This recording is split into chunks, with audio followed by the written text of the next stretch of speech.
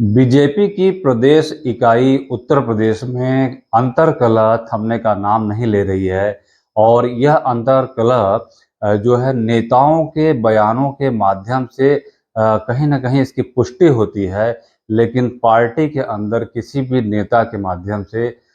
इसकी ऑफ़िशियली पुष्टि नहीं होती है। इसी बीच में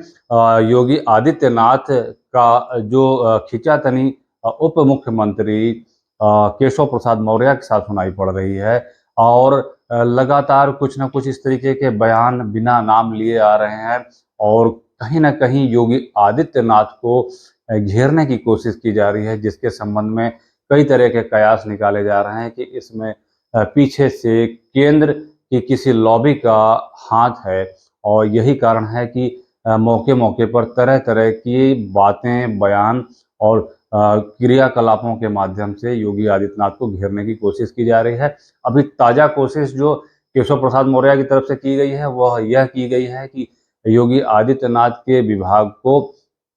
केशव प्रसाद मौर्य की तरफ से एक लेटर भेजा गया है जो कि आरक्षण और भर्तियों से संबंधित है और इसकी जानकारी मांगी गई है जो ओबीसी आरक्षण से संबंधित है। लेकिन इसी बीच में योगी आदित्यनाथ की मुलाकात अपना दल कमेरावादी की नेता पल्लवी पटेल से होती है और सियासी पारा एकदम गर्म हो जाता है। इसके कई मायने निकाले जाते हैं। आगे इसी विषय पे हम थोड़ी सी चर्चा करेंगे। जी हाँ दोस्तों, स्वागत और नमस्कार मेरे YouTube channel info highway India में। मैं वीके वत्स। पल्लवी पटेल की मुलाकात जब योगी आदित्यनाथ से होती है तो यह मुलाकात करीब 25 से 30 मिनट चलती है। वह अपने पति के साथ योगी आदित्यनाथ सीएम योगी आदित्यनाथ से मिलने जाती हैं और जबकि अभी पल्लवी पटेल से संबंधित किसी भी प्रकरण की कोई चर्चा नहीं चल रही थी, तो उनकी मुलाकात योगी आदित्यनाथ से होती है और चर्चा और कयासों का जो सियासी पारा होता है वह तेजी से हाई हो जाता है, तेजी से ऊपर चला जाता है। आगे आप जानते होंगे कि पिछले लोकसभा इलेक्शन में और सबसे बड़ी महत्वपूर्ण बात कि ये वही नेता हैं पल्लवी पटेल जिन्होंने अपने पहले प्रयास में ही केशव प्रसाद मौर्य को पिछले लोक विधानसभा 2022 में हरा दिया था और ये पहली बार राजनीति इन्होंने शुरू की थी और उस समय इन्होंने समाजवादी पार्टी के सिंबल से वहाँ की प्रत्याशी बनी थी। पहले वह अपने पार्टी के सिंबल से प्रत्याशी बनना चाह रही थे, लेकिन सही समय पर सिंबल नहीं मिला था, तो समाजवादी पार्टी की तरफ से के सिंबल पर उन्होंने वहां से उम्मीदवारी की थी और केशव प्रसाद मौर्य को हराया था। और दूसरी सबसे महत्वपूर्ण बात कि केशव प्रसाद मौर्य विधानसभा इलेक्शन नहीं जीत सके थे, बावजूद उसके बीजेपी ने पार्टी ने उन्हें डिप्टी सीएम पद पर बनाए रखा, पिछले बार की 2017 के बाद 2022 में भी। इस बात को केशव प्रसाद मौर्य को भूलना नहीं चाहिए। और आगे आते हैं चर्चाओं पर कि पल्लवी पटेल पिछले लोकसभा चुनाव में समाजवादी पार्टी से उन्होंने अपनी दूरी बना ली थी और तरह-तरह के आरोप लगाए थे। उन्होंने कहा था कि समाजवादी पार्टी जो एक फार्मूला लेके पीडीए का चली थी, यानी पिछड़ा दलित अल्पसंख्यक का जो फार्मूला लेके चली थी, उस पर वह सही से काम नहीं कर रही है। जबकि समाजवादी पार्टी का रिजल्ट बहुत अच्छा आया और ऐसा माना जाता है कि ओबीसी के सबसे अधिक वोट जो है इस बार समाजवादी पार्टी को मिले हैं। तो अपना दल की कमेरावादी की नेता पल्लवी पटेल यह समाजवादी पार्टी से अलग हो गई थी। इन्होंने ओवैसी के साथ मिलकर असदुद्दीन ओवैसी के साथ मिलकर यहाँ पर एक नए गठबंधन को बनाया था और अपनी ही बहन अनुप्रिया पटेल को चैलेंज करने की कोशिश की थी कई सीटों पर, जबकि उन्हें कहीं कोई सफलता हाथ नहीं लगी। और उन्होंने असदुद्दीन ओवैसी के साथ मिलकर जिस तरीके से पीडीए का फार्मूला सपा के साथ था, उसी तरीके से उन्होंने पीडीएम बनाया था, यानी पिछड़ा दलित अल्पसंख्यक न होकर अब मुस्लिम, यानी पिछड़ा दलित अब मुस्लिम। ऐसा बनाकर उन्होंने पूरी प्रेस कॉन्फ्रेंस के माध्यम से अपनी इस प्रयास को काफ़ी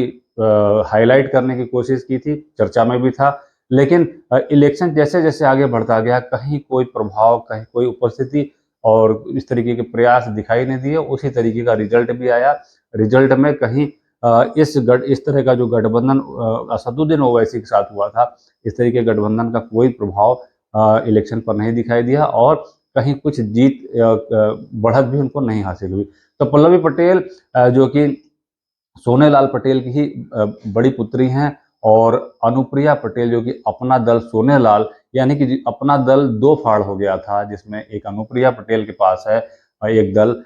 एक हिस्सा, और एक हिस्सा जो है कृष्णा पटेल यानी सोनेलाल पटेल की मां के पास है, और उनकी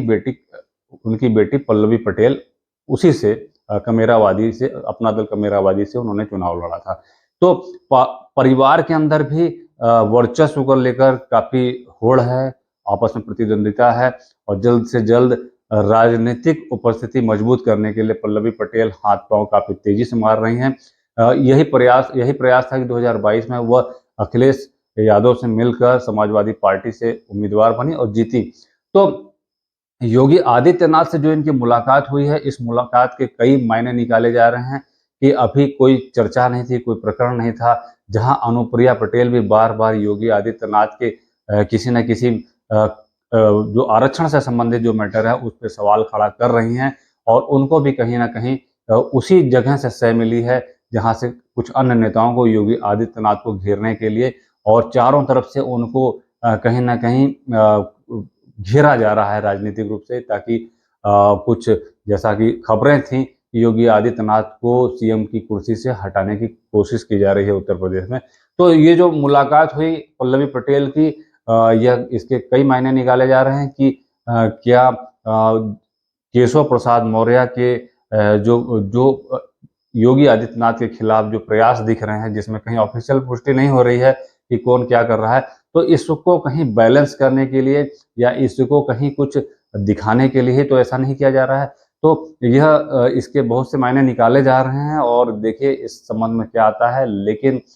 योगी आदित्यनाथ लगातार अपने काम पर लगे हुए हैं। उत्तर प्रदेश की कानून व्यवस्था और सरकार को समुचित ढंग से चलाने की तरफ उनके अपने प्रयास दिख रहे हैं, और कुल मिलाकर उत्तर प्रदेश में कानून व्यवस्था को जिस स्थिति में आज योगी आदित्यनाथ ने पहुंचाया है, उससे उत्तर प्रदेश में निवेश का भी एक अच्छा माहौल बना है, जिससे रोजगार बढ़ने की संभावना बढ़ती है। तो उत्तर प्रदेश में योगी आदित्यनाथ की काफी तगड़ी लोकप्रियता है, और इसका प्रभाव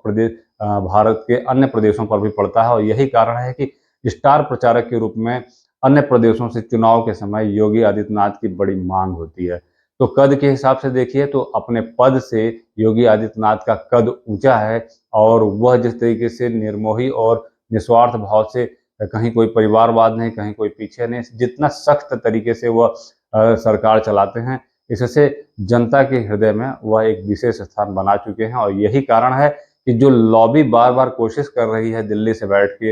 या लोकल यूनिट को भड़काने की कोशिश की जा रही है, प्रदेश की यूनिट को भड़काने की कोशिश की जा रही है, उसका परिणाम अभी तक अपेक्षित नहीं आ पा रहा है, क्योंकि योगी आदित्यनाथ के पैर भी राजनीति में और उत्तर प्रदेश की राजनीति में काफी मजबूती से गड़े हुए हैं। तो यह कुछ अपडेट थी जो केशव प्रसाद मौर्य को भी कुछ संकेत देती है, और केशव प्रसाद मौर्य को यह भी याद रखना चाहिए कि वह पिछली विधानसभा में अपनी ही सीट से, जिस सीट से लड़े थे, वह हार गए थे, बावजूद उसके डिप्टी सीएम हैं। तो वह अंदाजा लगा सकते हैं कि वह